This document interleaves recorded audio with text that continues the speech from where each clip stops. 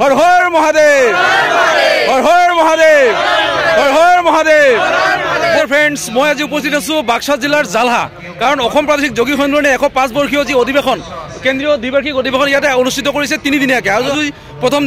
দিনৰ যি সন্ধিয়াৰ কাৰ্যসূচী মই দেখুৱাই যাম কাৰণ যিহেতু 105 বৰ্ষীয় অধিৱেশন 105ডাল এনেকৈ পতাকা উত্তোলন কৰা হ'ব আৰু সন্ধিয়াৰ যি 105 গছি চাকি জ্বলোৱা হ'ব মই গোটেইখিনি দেখুৱাই যাম এক সুন্দৰ পৰিৱেশ আৰু যিহেতু ইয়াতে বহুত যুৱতী আছে যুৱক আছে তেখেতসকলৰ পৰা জানিব বিচাৰিম এই অধিৱেশনখন যিখন অনুষ্ঠিত কৰিছে কেনেকুৱা লাগিছে ভণ্টি ভাল লাগিছে আস্তে ক'লে কি হ'ব মানে বেয়া লাগিছে নেকি কেনেকুৱা লাগিছে ভাল লাগিছে আইও মোৰ কপাল ইমান লাজ পাইছে নেকি কেনেকুৱা লাগিছে ভাল লাগিছে নে বেয়া লাগিছে কি নাম তোমাৰ কৰিনানাথ কি নাম জুনুমণি আৰু তোমাৰ নাম উপসনা আচ্ছা তোমাৰ নাম অংকিতা ভাত বেছিকৈ খাবা কিন্তু হা কি নাম হিয়া আৰু মই কৈছোঁৱে কাৰণ অসমত এনেকুৱা এটা জাতীয় সংগঠন য'ত যাৰ বয়স 105 বৰ্ষীয় অধিৱেশন মানে 1919 চনত গঠন হোৱা প্ৰায় আজি 107 বছৰে হ'ব অসম সাহিত্য সভা গঠন হোৱা 2 বছৰ পিছতে গঠন হৈছিল অসম প্ৰাদেশিক যোগী সন্মিলনী আৰু আজি 105 বৰ্ষীয় যি অধিৱেশন আমাৰ বাক্সা জিলাৰ জালাত এনেকৈ অনুষ্ঠিত কৰিছে আৰু প্ৰথম দিনা কাৰ্যসূচীত এনেকৈ আহিছোঁ খুবেই ভাল লাগিছে আৰু মই ভিতৰৰ যিখিনি পৰিৱেশ দেখুৱাই যাম যিহেতু 105 বৰ্ষীয় অধিৱেশন তো 105ডাল এনেকৈ আমাৰ পতাকা উত্তোলন কৰা হ'ব আৰু সন্ধিয়াৰ যি 105 গছি চাকি এনেকৈ জ্বলোৱা হ'ব মই গোটেইখিনি দেখুৱাই যাম আপোনালোকে ভিডিঅ'টো চাই থাকিব থেংক ইউ মই আজি উপস্থিত আছোঁ বাক্সা জিলাৰ জালা অসম প্ৰাদেশিক যোগী সন্মিলনী যে 105 বৰ্ষীয় কেন্দ্ৰীয় দ্বিবাৰ্ষিক অধিৱেশন এইবেলি জালাৰ বাক্সা জিলাৰ জালাত ইয়াতে অনুষ্ঠিত কৰা হৈছে 3 দিনীয়াকৈ অনুষ্ঠিত কৰা হৈছে আৰু যিহেতু আজি প্ৰথম দিনৰ সন্ধিয়াৰ যি কাৰ্যসূচী বন্তি প্ৰজ্বলন কাৰ্যসূচী এনেকৈ ৰেডি হৈছে চবে আৰু ইয়াতে এতিয়া বন্তি প্ৰজ্বলন কৰা হ'ব যিহেতু 105 বৰ্ষীয় 105 গছি চাকি এনেকৈ জ্বলোৱা হ'ব চবে ৰেডি হৈছে আৰু খন্তেক সময় পিছতে এই বন্তি প্ৰজ্বলন কৰা হ'ব মই দেখুৱাই যাম গোটেইখিনি আৰু অসম প্ৰাদেশিক যোগী সন্মিলনী এটা এনেকুৱা সংগঠন এটা জনগোষ্ঠীৰ সংগঠন যাৰ বয়স আজি 107 বছৰে হ'ব যোৱা 1919 চনতে গঠন হোৱা এই অসম প্ৰাদেশিক যোগী সন্মিলনী আজি আমাৰ 105 বৰ্ষীয় অধিৱেশন জালা অধিৱেশন এয়া দেখা পাই আছে এক বিশাল আয়োজন আৰু খন্তেক সময় পিছতেই আমাৰ যি মূল বন্তি প্ৰজ্বলন কৰা হ'ব তাৰ পিছত লগে লগে চবে এটা বন্তি প্ৰজ্বলন কৰিব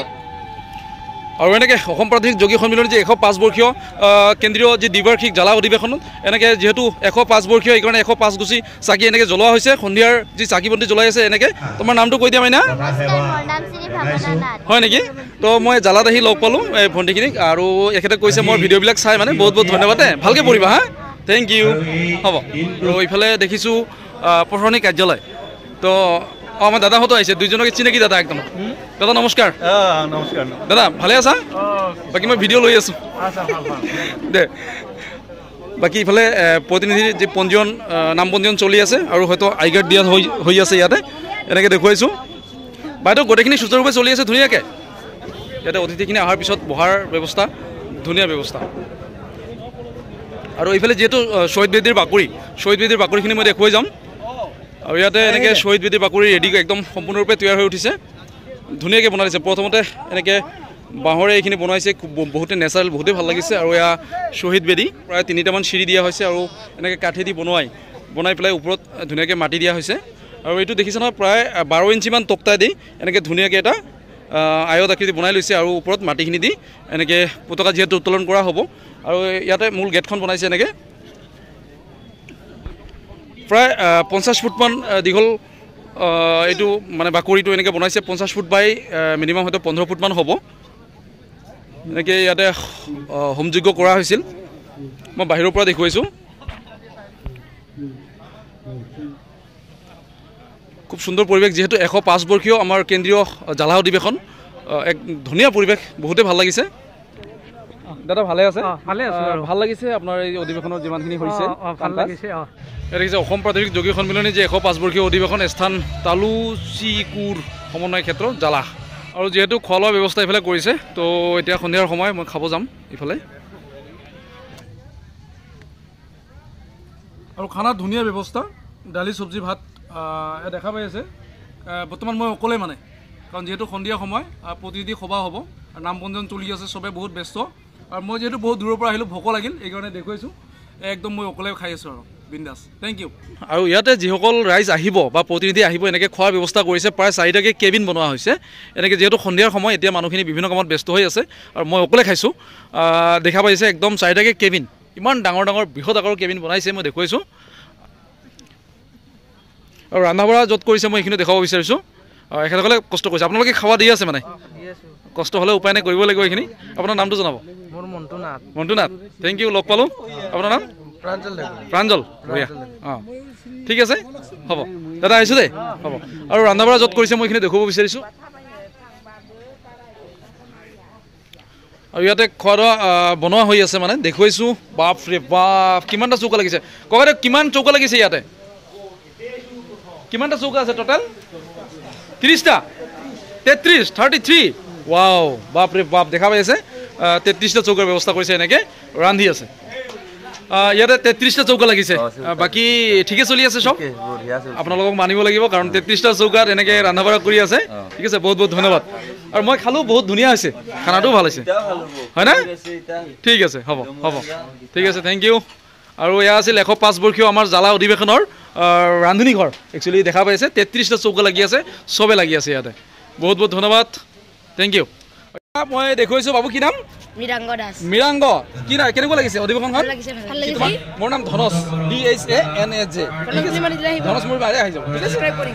থেংক ইউ হা ভাল লাগিল কালি পাবা হা থেংক ইউ বহুতে ভাল লাগিল থেংক ইউ মীৰাংগ যা হা ঠিক আছে বাকী কেনেকুৱা লাগিছে আজি ভাল লাগিছে মনটো ভাল লাগিছে না ইয়াতে বহুতকে লগ পালোঁ মই ভবা নাছিলোঁ এনেকৈ লগ পাম গাড়ীখিনি বহুত ভাল লাগিছে কিন্তু হা ঠিক আছে থেংক ইউ দাদাক লগ পালোঁ যেনিবা কি নাম আছে দাদা দিজুনাথ আচ্ছা ভাল লাগিল নে থেংক ইউ যিহেতু 105 বৰ্ষীয় অধিৱেশন এক বেলেগ ধৰণৰ ইয়াৰ পৰিৱেশ মই দেখুৱাই যাম চোৱা বৰ্তমান সময় আপোনাৰ দেখা পাইছে 10:33 হয় না আৰু বাইদেউ এতিয়া ফটো মাৰি আছে হয় না এতিয়া সোনকালে যাবৰ হ'ল বাইদেউ বেছিকৈ গোটেইকেইটা খাই লৈছে মোৰ গাড়ী আজি যে কি হ'ব বলক এতিয়া আমি গুচি যাম এনেকৈ আহিছিলোঁ আমি এতিয়া সময় 10:30 আৰু এতিয়া আমি যাম খোৱা হৈ গ'ল আৰু ৰাস্তাটো খাব লগা নহ'ব বাকী বাইদেউ বাইদেউ ঠিকে আছে দাদা বাই খাইছা আজি মোৰ গাড়ীৰ কিবা এটা নহ'লে হ'ল কাৰণ বেছিকৈ খাইছে পুৰা লোড হৈ যাব যিকি নহওক এতিয়া আমি গুচি যাম চবে ওলাই যাম ঠিক আছে থেংক ইউ আৰু বৰ্তমান সময় 1:30 আপোনালোকে দেখা পাইছে নে নাই উল্টা হৈছে তো যিকি নহওক আমি বাইদেউক আজি দুপৰীয়া 1:30 তেখেতক ঘৰৰ পৰা আমি মানে ৰিচিভ কৰিছিলোঁ আৰু 1:30 আমি পাক্কা চালকচা আহি পালোঁ মানে বাকী ইয়াৰ পৰা আৰু আধা ঘণ্টাৰ বেছি লাগিব আমাৰ ঘৰ যিকি নহওক বাইদেউ বাকী আজি যাত্ৰা ভালে আছিল ইমান হাঁহি ধেমালি ফূৰ্তিৰে আমি একদম আহিলোঁ আৰু ঠিক আছে আৰু আহি পালোঁ আমি সাবতগাম একাডেমি স্কুল কাৰণ বাইদেউ কোৱাৰ্টাৰ ইয়াতে থাকিব তো এতিয়া 2:30 বাজিল মানে চালকচাত 1:30 বাজিল আৰু ইয়াতে 2:30 বাজিল যিকি নহওক বাইদেউ bye bye good night good morning হৈ গ'ল উপায় নাই যিকি নহওক ঠিক আছে হ'ব ৰাখিছোঁ এতিয়া বাইক আছে বাইক নমাৰি মই ঘৰ যাম মানে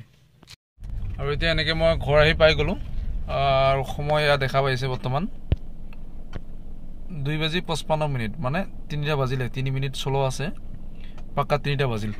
আৰু যেতিয়া উঠিছিলোঁ মানে ষ্টাৰ্টিং কৰিছিলোঁ গাড়ীখন বাক্সাৰ জালাৰ পৰা তেতিয়া কৈছিলোঁ যে 3টা বাজিব আৰু এনেকৈ পাক্কা 3টা বজাত আহি পালোঁ বাকী আজিৰ ভিডিঅ'টো ইমানতে সামৰিছোঁ thank you bye bye next ভিডিঅ'ত সকলোকে লগ পাম বাই